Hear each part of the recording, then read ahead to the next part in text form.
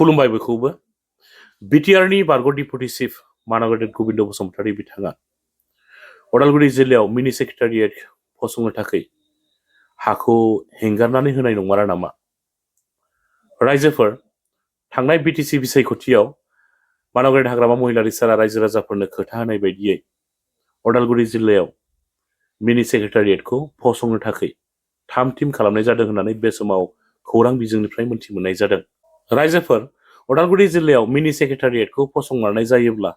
बे जोंनि थाखायनो जोबोद मोजां जागोन। सनितपुर आरो बिसनाथनि रायजो राजाफोरा क'क्राझारसिम थांनांगौबा थांनायावनो सानसे लाखायो। बिटिसि सेक्रेटारियेटआव सोरबा इएम सोरबा एमसिएलए सोरबा अफिसारफोरखौ लोगो हमनोब्लाबो हटेलाव रुम भारा लानानैसो थानो गोनां जायो। बेबो सानसेयाव लोगो मोनाबो जानो हागौ। साननै सानथाम हटेलाव रुम भारा लानानैसो थानो गोनां जायो। दा उदालगुरि जिल्लायाव मिनि सेक्रेटारियेटखौ फसंमारोब्ला सनितपुर आरो बिसनाथनि थाखाय जोबोद मोजां जागोन। खाथियावनो जागोन नङा होमबा? सानसेयावनो थांलाय फैलाय खालामलायनो हायो। आरो बिनि अनगायैबो उदालगुरि जिल्लायाव रायजो जानाय रायजो राजाफोरनि थाखाय जोबोद मोजां जागोन। आसा खालामो थाबैनो उदालगुरि जिल्लायाव मिनि सेक्रेटारियेटआ फसंजागोन होननानै। दा बे समाव नुनो मोननाय जादों बिटिआरनि बारग' डिपुटि चिफ मानागोदेर गोबिन्द बसुमतारी बिथाङा उदालगुरि जिल्लायाव मिनि सेक्रेटारियेटखौ फसंनो नागिरनायखौ लानानै खौरां बिजोङाव माखासे बाथ्रा बुंदों। रायजोफोर नोंथांमोना भिडिअखौ जोबजासिम नायोब्ला मानागोदेर गोबिन्द बसुमतारी बिथांनि गोसोखौबो नोंथांमोना हमदांनानै मोनगोन। जोबजासिम नायोब्लानो बिथाङा मा सानदों बेखौबो नोंथांमोना बे भिडिअनिफ्रायनो नोंथांमोना आबुङै मोनथिनानै लानो हागोन। दा बिनि सिगाङाव नोंथांमोना नैबे सुंद' आपडेटखौ नायनानै लालाय। हाबा जानाय सानखालिनो बा हाबानि दिनावनो हौवा गोदाना रुंसारि जादों मोब्लिबजों बोथाबजानानै।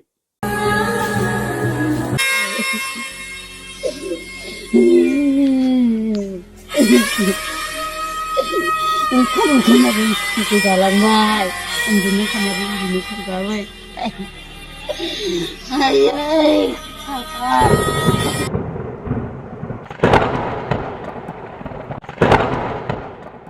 मस्त' खालामनानै जायोमोन दखान होनानै फिसाज्लाखौ फोरोंगासिनो।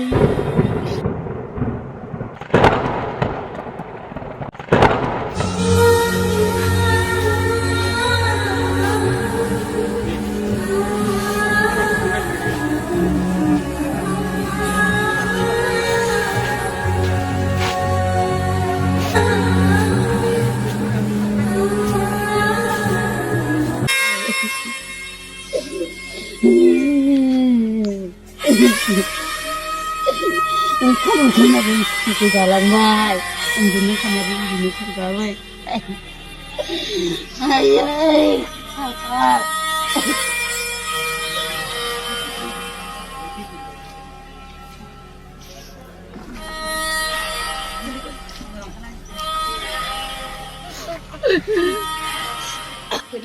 जेबो गैया मस्त' खालामनानै जायोमोन दखान होनानै फिसाज्लाखौ फोरोंगासिनो। आं जेबो मावनो रोङा आंहा जेबो गैया आं बोरै खांनांगोन दा फिसाज्लाखौ बोरै फोरोंगोन आं दुखु आंहा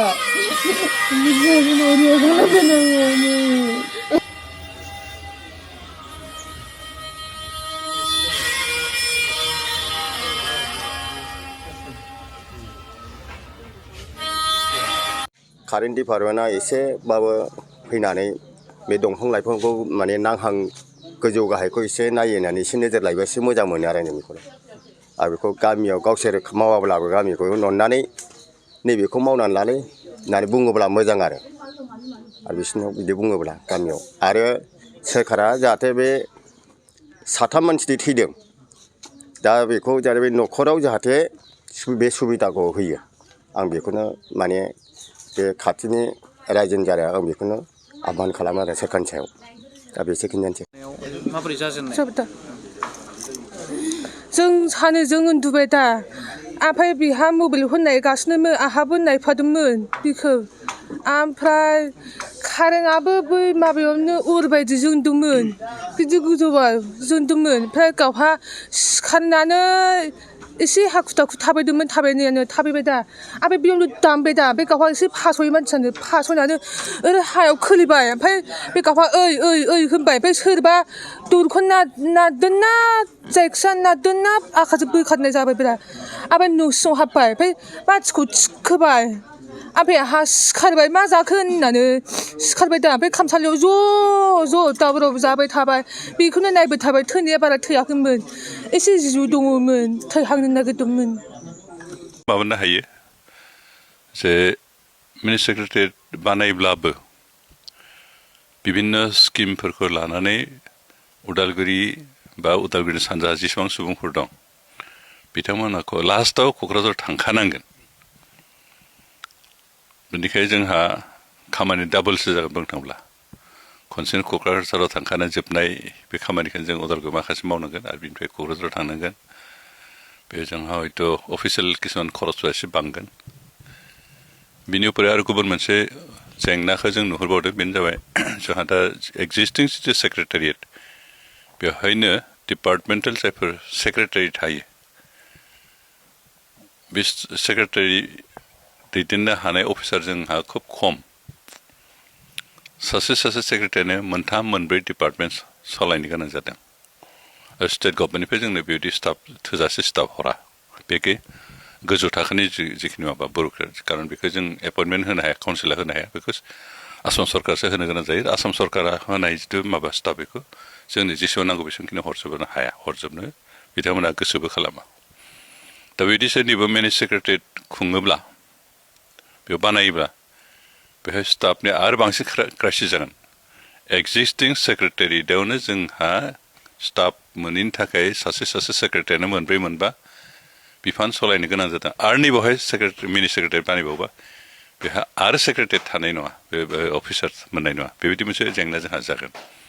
स्टाफनि क्राइसिस जागोन ओमफ्राय जोंहा खामानिया डाबल जागोन उदालगुरियाव माखासे मावबाय आरो क'क्राझार लांदों खिन्थु जों जायखौ खनसेनो क'क्राझार लांनानै फोजोबनो हायोमोन बेबायदि मोनसे जेंना जागोन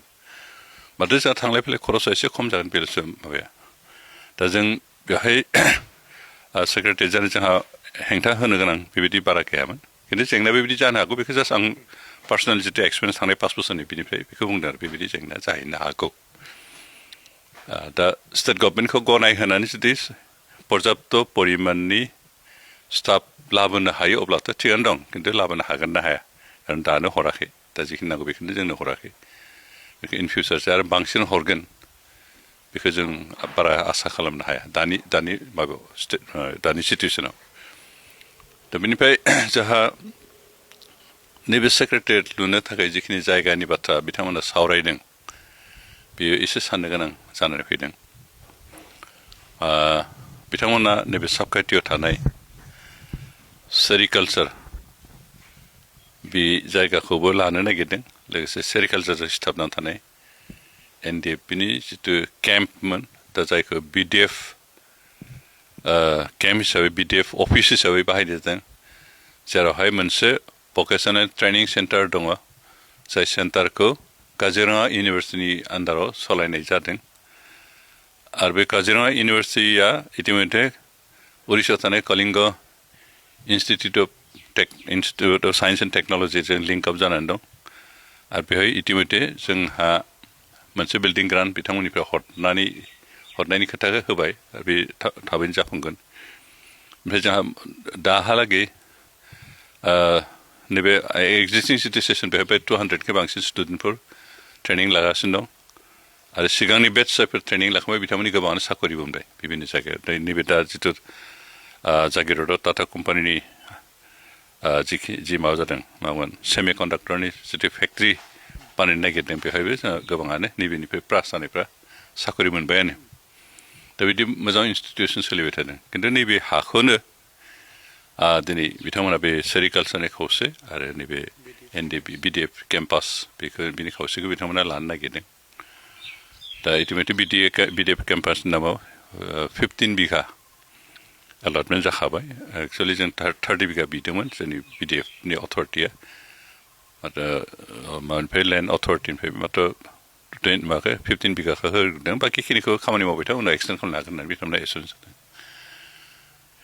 दा बे जायगाखौ बिथांमोना चइस खालामदों ओमफ्राय जों बेखौनो बुंदों जे जिहेतु गोबां सरकारि हाफोर दं बेयाव लांनांगौ आरो जोंहा जितु सेरिकालचार बेयो जोंनि बिटिसिनि बिथोराव मस्ट प्रडाक्टिभ मोनसे सेरिकालचार सेन्टार बेनिफ्राय जोंनि बर' राभा आइजोफोर जायफ्रा सि दाग्रा बे आइजोफ्रा बेखौ इन्दिनि माबा मोनलाङो एम्फौनि माबा मोनलाङो बिदै लाङो सिड्स लाङो बेनिफ्राय एम्फौ फिसिनो थाखाय इन्दि बायदिसिना गायनोबो खरस हरो बेनिफ्राय ट्रेनिं होयो लोगोसे एम्फौ फिसिग्रा न' लुनो थाखायबो फाइनान्स खालामो आरो फिसिनानै जिखिनि फिथोब बेखौबो बिथांमोना बायो दा जोंनि आइजोफ्रा सि दाग्रा आइजोफ्रा बेनि गेजेरजों बेखौ गामियारि ओनसोलाव इक'नमिकेलि मोनसे सर्स हिसाबै मोनबाय थादों आरो बे मैया दाखालि गायसनजानाय गोदान अनुस्थाना बे बहुद पुराना अनुस्थान जों हाइ स्कुलाव फरायनाय समनिफ्रायनो बे अनुस्थाना दंबाय थायो खिन्थु बै समाव खोब बारा प्रडाक्टिभ जायाखै थांनाय 10-15 बोसोराव बे माबाया नैबे सेन्टारा जथेस्थ' प्रडाक्टिभ जादों आरो बेनिफ्राय गोबां आइजोफ्रा लाब जादों दा बेबायदि अनुस्थानखौ बिथांमोना बोखारनो नाजायालासेनो बेखौ फोथांना लाखिनानै आरो बिडिएफ केम्पखौबो जेबो हेरफेर खालामालासे जिखिनि इनस्टिटिउसन सोलिदों बेखौ फोथांना लाखिनानै जिखिनि माबा दं बाहेराव बे ओनसोलनि बाहेराव जिखिनि जायगा दं हा दं इटिमेटेड जोंनि बे बिडिएफ केम्पनि आन्दाराव जिखिनि हा दं बेखौ बाद होनानैबो जोंहा 25 बिगा हा दंखौ बाहेराव बेवहाय बिथांमोना मात्र 30 बिगासो हा नांगौ होनना बुंदों 30 बिगा हा नांगौबाथ' जोंनि बे बिडिएफ केम्पनि जिखिनि एक्सेस जों फेन्सिं होदोंबाबो किसु एक्सेस जों हगारनो हानाय अबस्था दं 4 बिगा बा 5 बिगा हरतानो 30 बिगा जों हगारनो हायो आरो अब्ला हले नैबे सेरिकालचारखौ टाच खालामालासेनो जेबो लरसार खालामालासेनो ओमफ्राय नैबे बिडिएफ केम्पनि एसे पार्ट बिथांमोना लानानै खोला पार्टआव बिथांमोना बिडिएफ केम्प बानायनो हायो इतिमধ্যে दिनै मानगेटेड बिटिसिनि डेपुटि चिफ बेनिफ्राय स्पिकार बिथांमोनखौ लोगो हमनानै एसे सावरायनो आनअफिसियेलि सावरायनाय जादोंमोन बिथांमोना एसुरेन्स होदों जे बेखौ सावरायलायनायनि गेजेरजों मोनसे मिला मिसानि गेजेरजों बे डिसिसनखौ लानाय जागोन बेनिखाय बिडिएफनि जायफोर दैदेननायाव दं दायित्व दं बिथांमोनखौ एसे लोगो हमनानै दा सावराय जों लोगो हमलायनो बिथांमोनजों सावरायनो मानो हागोन बिथांमोना बेखौनो बुंनो नागिरो जे बिडिएफनि केम्पास आरो सेरिकालचार गासैखौबो लाजोबनानै बिडिएफ केम्पासनि खोला जिखिनि हा दं बेवहाय बिडिएफ केम्पासखौ हरगोन आरो सरकारनिफ्राय गासैबो न' स' लुना होगोन होनना बुंदों दा खुगाजों बुंनायाथ' थिग खिन्थु प्रेक्टिकेलि बे जाफुंगोन ना जाफुङा आरो बेखौ इन रिटेन जेब्लाहालागै एग्रिमेन्ट खालामनानै इन रिटेन बिथांमोना बेखौ माया आरो बिथांमोना बिदि सावरायलायनाय बुजाबुजिनि गेजेरजों एग्रिमेन्ट खालामलायनानै जुदि मावोब्ला हयथ' बे जाफुंनो हागौ नङाबाथ' एसे जानाय नङा खारन एलटेड हाखिनिखौ सोरबा लानो होनबाबो जायफोर अथरिटि मोनबाय हानि सायाव बिथांमोना हगारनो गोसो गैयाबा हाया आरो बेखौ हयथ' लिगेल प्रसेसजों थांलायनो गोनां जागोन बेखिनिखौ जों लुगैयाखै आरो जों बेखौनो लुगैदों अन्तत' सेरिकालचाराबो थाथों बिडिएफ केम्पनि बबेबा मोनसे पार्ट स्मल पार्ट जुदि बिथांमोना बे खोला साइडखौ लानानै खोलानि जिखिनि खालि हा लांदां जाना थानाय हा बेयाव बानायबा जोंहा आपत्ति गैया खिन्थु नैबे बिडिएफ केम्पखौ जाहाथे बिथांमोना लस खालामनो नाजाया आरो बेहाय जोंहा बे सेरिकालचार जायफोरनि गेजेरजों बर' राभा आइजोफोरा रांखान्थिनि बिथिङाव गसंनो थाखाय मोनसे बोलो मोन्दों गाव गावनि न'खरखौ सालायनो हानाय मोनसे बोलो मोन्दों एम्फौ फिसिनो बोलो मोन्दों फिथोब फाननायनि मोनसे बाजार मोन्दों हाथाय मोन्दों एम्फौ फिसिनो थाखाय जिखिनि जोलै नांगौ बेखौ मोन्दों एम्फौ फिसिनो थाखाय जि न' नांगौ बे न' लुनो थाखाय जिखिनि फाइनान्सियेल हेल्प मोन्दों बेखिनि जों जुदि फोजोबना लायो धंस खालामना लायो अब्ला जोंनि रांखान्थि गामियारि रांखान्थिया दुरबल जालांगोन लोरबां जालांगोन आरो जोंहा खहा जागोन जाथि हिसाबै ओनसोल हिसाबै खहा जागोन आरो बेनिखायनो बेखिनिखौ नोजोर होनानै मोनसे मोजां गासैनिबो मुलाम्फा जाथावना रावनिबो हेम्फा जाथावै बिदि डिसिसनजों जाहाथे बिटिसि कर्तृपक्षआ बे हाबाफारिखौ मावफुङो आं बेखौनो खावलायदों जाहाथे जोंनि गेजेराव बेले बेजे दाजाथों बेनिफ्राय गामियारि रांखान्थियाव हेम्पार दा गोग्लैथों बिडिएफनि खामानिफ्राबो हेंथा दाजाथों खहा दाजाथों आरो सेक्रेटारि लुफुंनायाबो बिनि सेक्रेटारि लुफुंनायाबो जाहाथे जाफुंथों बे गासै बाथ्राखौ सानलायनानै एसे बुजिलायनाय जाहाथे खामानिखौ आं बेखौसो बिडिसि सरकारनि जायफोर दायित्व दं दा डेपुटि चिफ स्पिकार एमसिएलए जोंनि इएम बिथांमोननि बे बाथ्राखौ सानलायनानै जाहाथे खामानिखौ आं बेखौसो खावलायदों जोंहा लामा सेरावनो हाइवेनि साहा गालै 4 बिघा हा दं बेखौ जोंनो जोंनि NDB हिसाबै बेखौ दखल खालामना दोनखानाय बेखौबो बिथांमोना माबा हिसाबै बाहायनो जोंहा आपत्ति गैया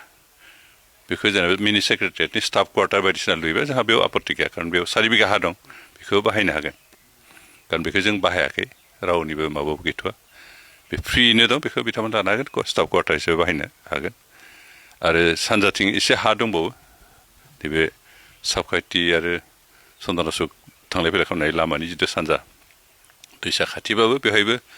नङाबाबो 5 बिगासो हा दंबावो बेखिनिखौ बिथाङा बाहायनो हायो अडिट'रियाम बायदिसिना बानायनो थाखाय बिथांमोना बेखौ बाहायनो हायो बेखिनिखौ लानायाव जोंहा बारा आपत्ति गैया खिन्थु नैबे मेइन जे बिटिएफ केम्पास आरो सेरिकालचार बेखौ फोजोबस्रांनानै लायोबा बे जोंनि थाखाय ओनसोलनि रायजो राजाफोरनि थाखाय खहा दं आरो बेखौ बिथांमोना बिबेचना खालामनो मोजां नोंथांनि बायदिब्लाथ' जिहेतु मोनफ्रोमबो बिथिङाव खहा दाजाथों बेनो दा सेक्रेटारिया जानांगौ जों बेखौ दाजाथों दालुथों होननानै बुंनो थाङा खिन्थु बेबो जाफुंनांगौ बिटिएफ केम्पआबो थिग मथे थानांगौ सेरिकालचाराबो थानांगौ कारण बे पुराना मोनसे सरकारनि डिपार्टमेन्टेल मोनसे इन्स्टिटिउसन आरो बे खोब प्रडाक्टिभ ओरैनो जास्ट माबाल' मावगोन जेबो उत्पादन गैया जेबो लाब गैया बेबायदि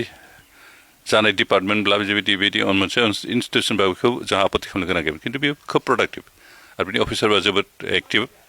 आरो गामिनि आइजोफोरजों जोबोद लिंक लाखिनानै बिथांमोना खामानियाव गामिनि आइजोफोरखौ हेल्प खालामबाय थायो बेनिखायनो बेबायदि मोनसे प्रडाक्टिभ इन्स्टिटिउसनखौ धंस' खालामबा बे जोंनि थाखाय बारा मोजां जानाय नङा